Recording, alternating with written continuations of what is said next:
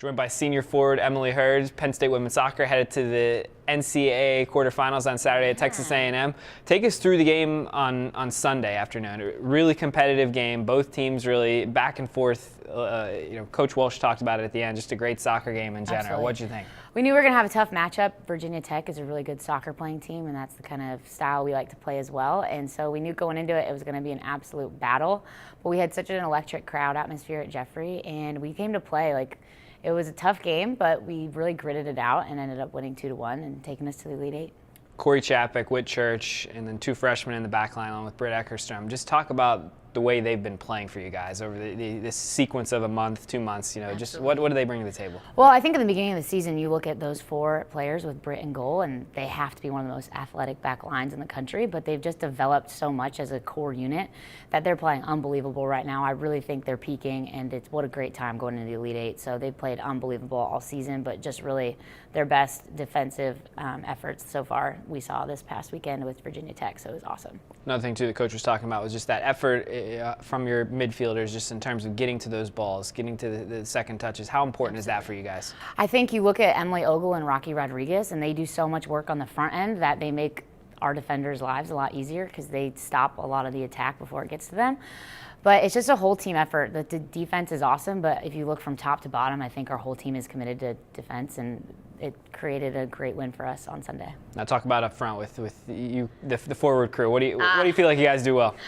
We just have such good chemistry. I think we really try to possess the ball, but also try to exploit defenses when they're not really ready for it in transition moments. So I think we have a little bit of everything. You look at Franny Krause, who's got like the speed that no one else has seen in this country, and then you look at Megan Schaefer, our other forward, who's really dynamic and holding up people. So I think we have a little bit of everything, and so no matter what part of our attack our opponent is trying to stop, I think we can exploit them in so many different ways. They just can't shut us down. So I'm really excited. NCAA Quarterfinals for the second time in 3 years. What's that experience like? You know, you're one of the final 8 teams in the draw. Just how much fun is this week for you? Oh, it's so fun. I mean, you look back, and when we head into this weekend, I think about those days in February where we were getting up at 5:30 in the morning, headed to workouts, and like, this is what we play for. So it's so exciting to finally be at this point and just leaving everything on the field, knowing that we've worked for this moment for the past 9 months and have gone through so much adversity and hard work to get to this point. I think we're excited to just play the game that we love and show up and face a good Aggie team on Saturday and hopefully get a result. Yeah, you touched on Texas A&M. What do you see from them so far? Obviously early in the week in terms of prep work, but what do you see from that team? You know, I don't know a whole lot about them yet. I know they're a very good team and have few losses this year. I think their defense is pretty good and they have some special players up front.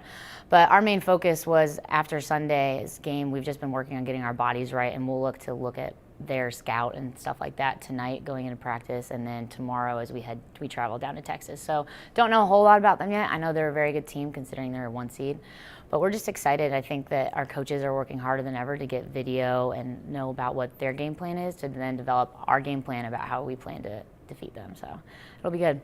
Finally, can't let you go without asking you about Jeffrey Field. Obviously, you played the final game at Jeffrey Field on Sunday, but just when you look back over the course of your career, what that fan base has meant to your success on the field and what that means to you. Absolutely. I think you think about Jeffrey Field and you talk about the Park Avenue Army, and they have been so awesome, and they just create such an electric atmosphere for us as players, and the student section, and then also the amount of like community support we get from different families and younger players that we get to meet through autograph sessions. It has been an absolute unbelievable place to play in terms of our fans, and the surface, our turf management team is the best in the country. The field is absolutely amazing. What a just fantastic way to go out with a win, taking us to the Elite Eight. As a senior, I look back and think of so many special memories that I've had on that field, but I will never ever forget the games under the lights and then like Sunday afternoons where we've just had an unbelievable collegiate experience playing and competing for Penn State. Emily, best of luck this weekend. Thank you.